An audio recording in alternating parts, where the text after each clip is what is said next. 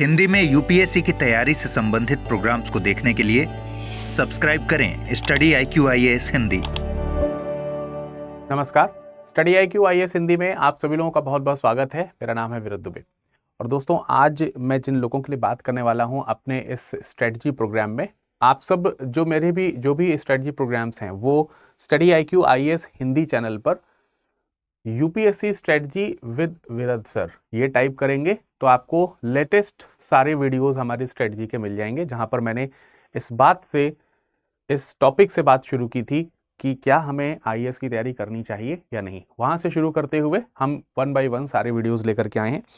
आज हम चर्चा कर रहे हैं उन लोगों के लिए जो वर्किंग प्रोफेशनल्स हैं, और ऐसा नहीं है कि ये सिर्फ वर्किंग प्रोफेशनल्स के लिए है, बल्कि उन लोगों के लिए भी है जो यूपीएससी को समझते हैं कि हार्डवर्क से ही क्रैक किया जा सकता है।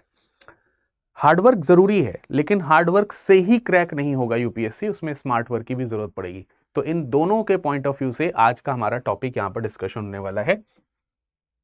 तो एक तो यहां पर जो वर्किंग प्रोफेशनल्स हैं, ठीक है, एक तो यहां पर जो वर्किंग प्रोफेशनल्स हैं उनके ऊपर हमारा डिस्कशन रहेगा। तो इस डिस्कशन को हम आगे बढ़ाएंगे, है ना, ध्यान रखना है हमें। अब क्योंकि आप लोग जब जॉब करते हैं तो जॉब करते समय क्या होता है कि आपके पास में टाइम की थोड़ी कमी आ जाती है, ठीक है, आपके पास में टाइम की कई बार कमी आ जाती है, और वो कमी इस तरह की होती है कि आप उसकी सही अगर भरपाई नहीं कर पाए तो फिर आपको प्रॉब्लम्स आनी है। तो आज हम डिस्कशन यही करने वाले हैं कि जो वर्किंग प्रोफेशनल्स हैं वो अपने टाइम को कैसे मैनेज कर सकते हैं। तो ध्यान रखिए, सबसे पहले तो हमको यहाँ पर ये ध्यान रखना है कि भाई जो हमारा प्लानिंग होना चाहिए वो हार्ड जो स्टडी है, हार्ड वर्किंग जो है उस हार्ड वर्किंग के साथ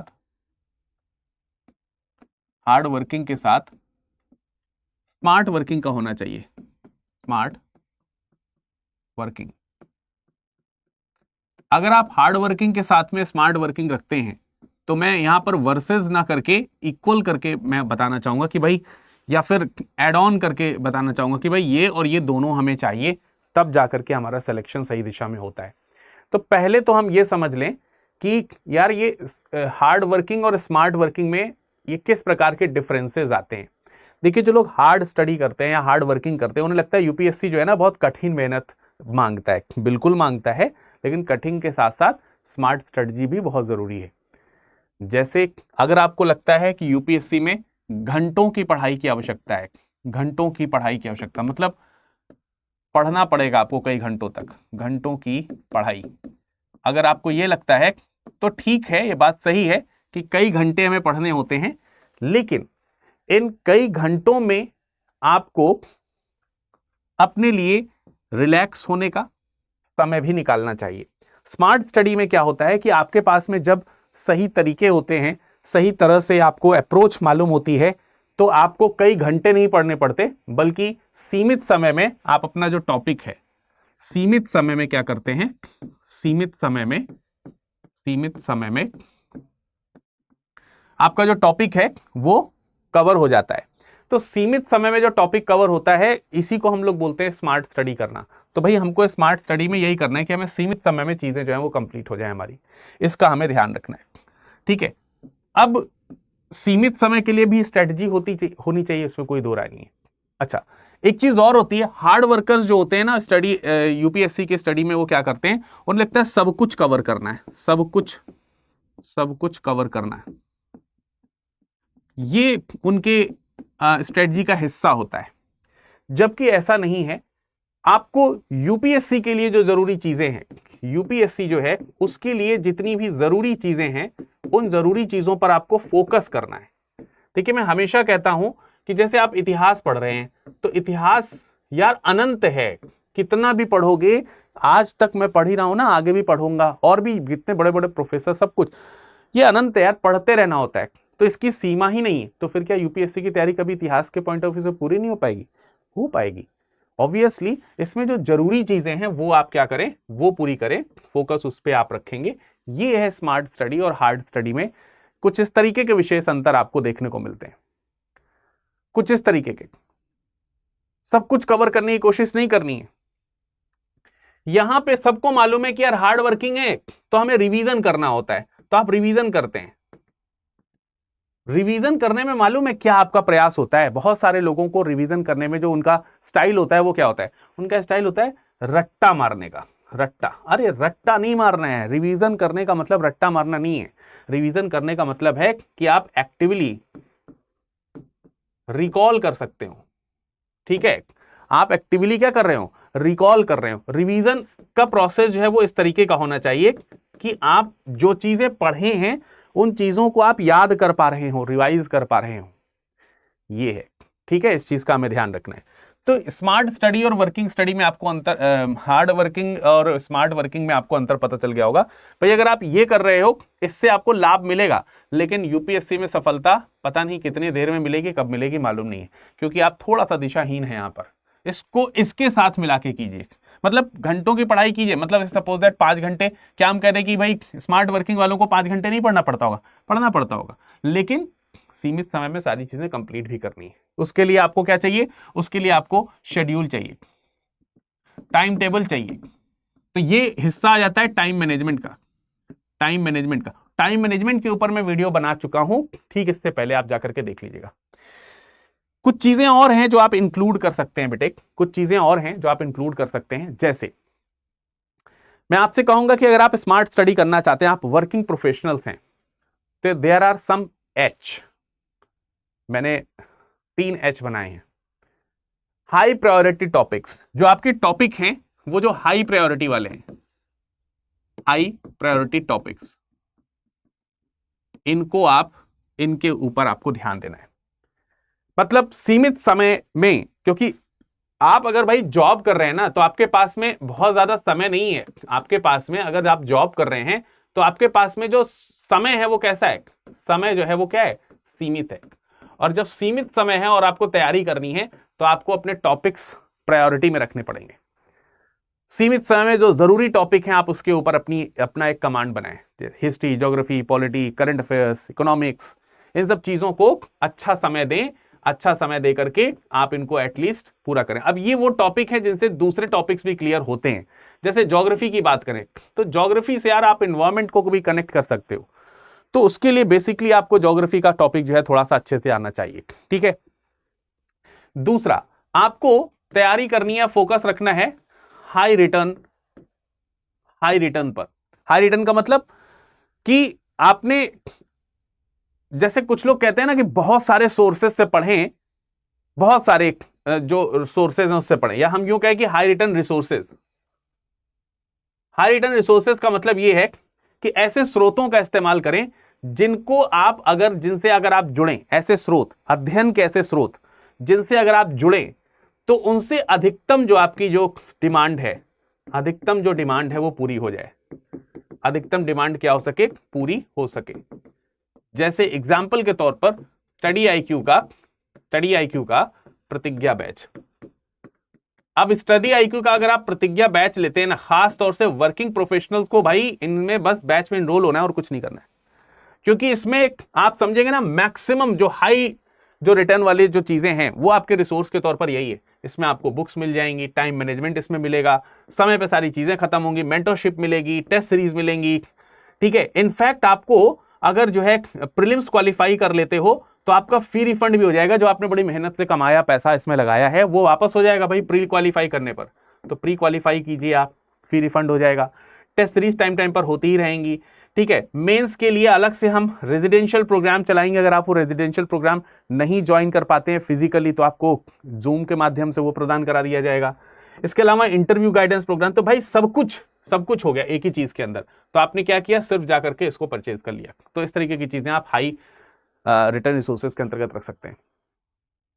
और एक एच और है, वो है हाई क्वालिटी प्रैक्टिस। क्या है? High quality practice. High quality practice का मतलब क्या है यहां पर? कि जैसे आपको रोज जो है कुछ चीजें जो हैं आपके लिमिटेड टाइम में रोजाना के रूप में इंक्लूड होनी चाहिए। क्या चीजें हैं वो? किस तरीके की चीजें हैं वो?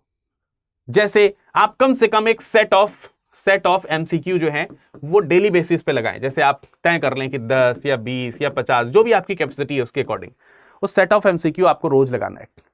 At least 1 answer writing daily it is required. कम से कम 1, 2 लगा लें तो और बेहतर है। 1 या 2 आंसर राइटिंग आपकी डेली होनी चाहिए। तो ये हाई क्वालिटी प्रैक्टिस अगर आप रखेंगे तो काम बन जाएगा।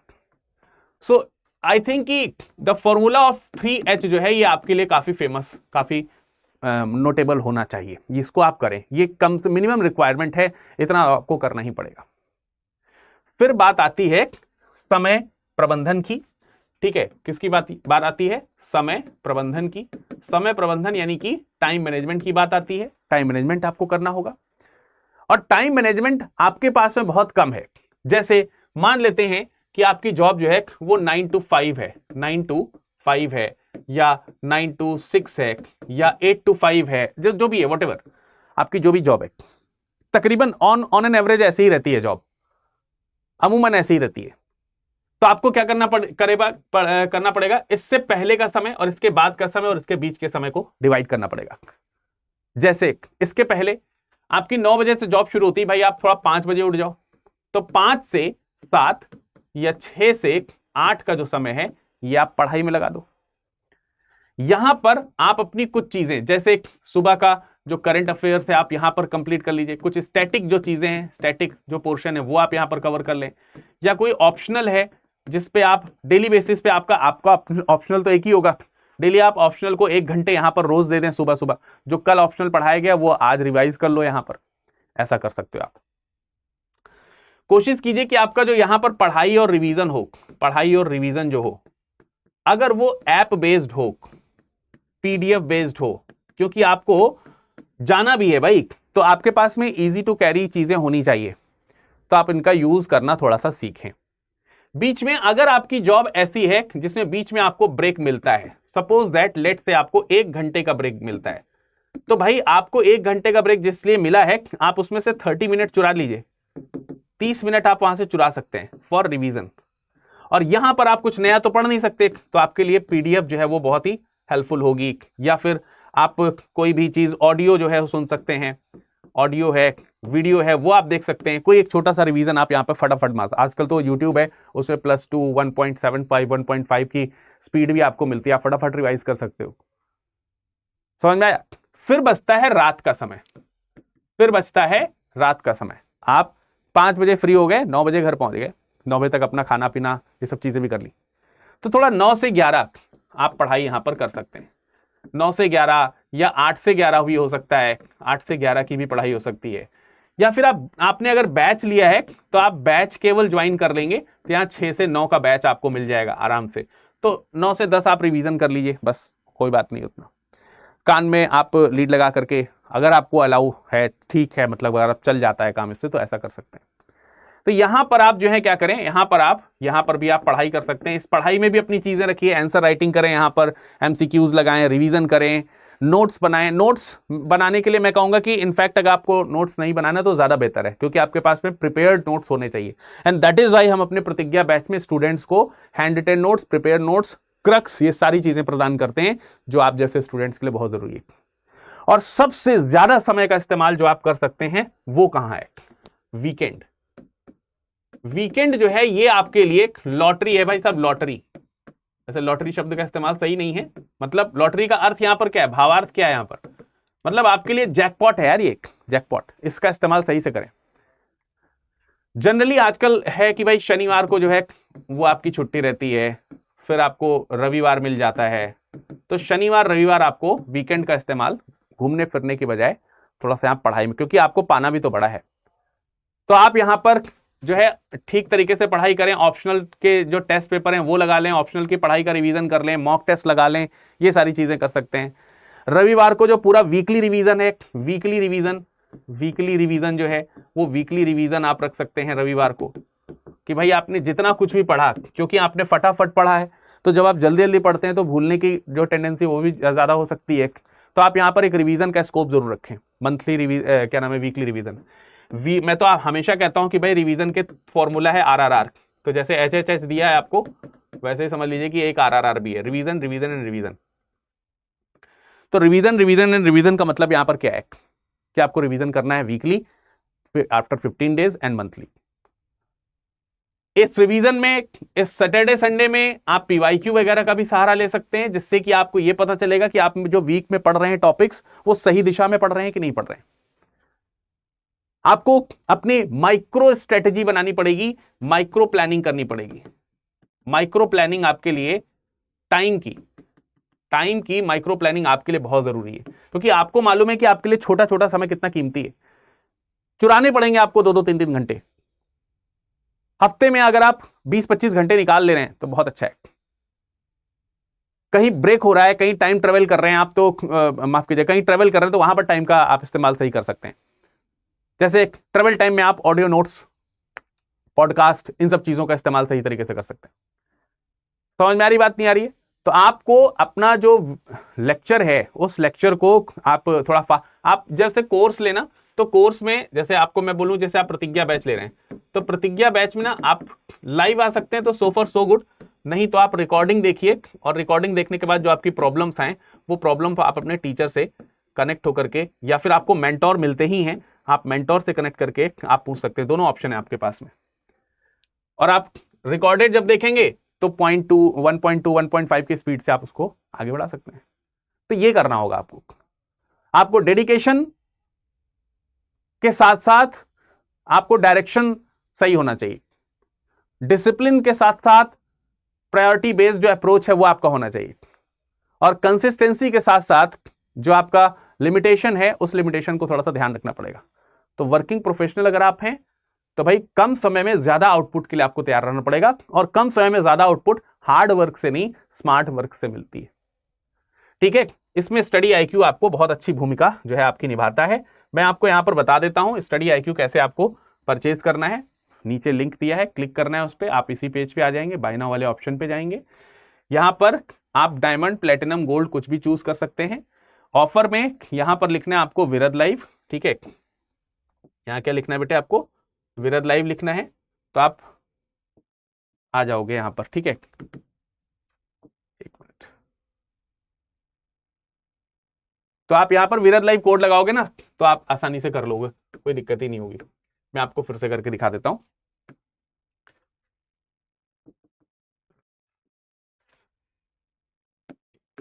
एक मिनट, ठीक है,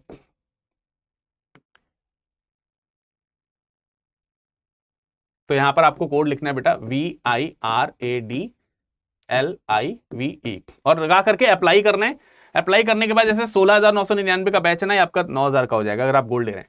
26,999 का ये आपका 19,000 का हो जाएगा। 31,999, 24,999 में हो जाएगा। तो आप आसानी से जो है इस चीज को क्या कर सकते हो, परचेज कर सकते हो। एक चीज और है, कोड अगर आप विरद लाइव इस्तेमाल करोगे, ठीक है, तो इससे एक फायदा आपका ये होगा कि आप हमसे डायरेक्टली जुड़ पाएंगे। ठीक है, आपको हमारी जो मेंटरशिप है वो भी मिल पाएगी, आप हमसे सीधा जो है वो कनेक्ट कर सकते हैं। पूरे बैच की ड्यूरेशन के दौरान आपकी हमसे जो है बातें हो सकती हैं। तो इसलिए आप विरद लाइव कोड इस्तेमाल जरूर करें। अगर आपके पास में किसी प्रकार की कोई सहायता आती है तो आप उन्हें जरूर बताएं कि मैं विरद सर से कनेक्टेड हूं और मुझे उनका कोड लगा करके उनके बैच में या उनके साथ पढ़ाई करनी है, उनके साथ हमेशा जुड़ना है। तो इसके लिए इससे आपके दो फायदे होंगे। एक तो आपको बहुत अच्छी तरीके से सहायता मिलेगी, साथ ही साथ आपको हमारा कोड लगाने को मिल जाएगा। उनको जरूर बोलिए कि हमें विरद सर का ही कोड लगाना है, जिससे कि हम उनके साथ हमेशा जुड़ पाएंगे। ठीक है, तो ये कोड जरूर बोलना है आपको। एडमिशन की अंतिम तिथि 20 जुलाई है, ध्यान रखें, पर फिर भी आप इसमें जो है एनरोलमेंट जो है वो करा सकते हैं। आज 21 तारीख हो गई है, पर अभी भी मैं कहूंगा कि आज आप एनरोल करा लीजिए। अगर नहीं हो पा रहा तो मुझे जरूर रीच आउट करें। मुझे रीच आउट कर सकते हैं आप टेलीग्राम में, VIRADLIVE, ये हमारा टेलीग्राम है, यही हमारा इंस्टाग्राम भी है, और virad.dubey@studiiq.com, ये है हमारा ऑफिशियल ईमेल आईडी है। आप अपनी परेशानी यहां लिख देंगे तो मैं आपकी सहायता जरूर करूंगा। आगे जुड़ने के लिए धन्यवाद। स्टडी IQ IAS, आपका सिलेक्शन हमारा मिशन।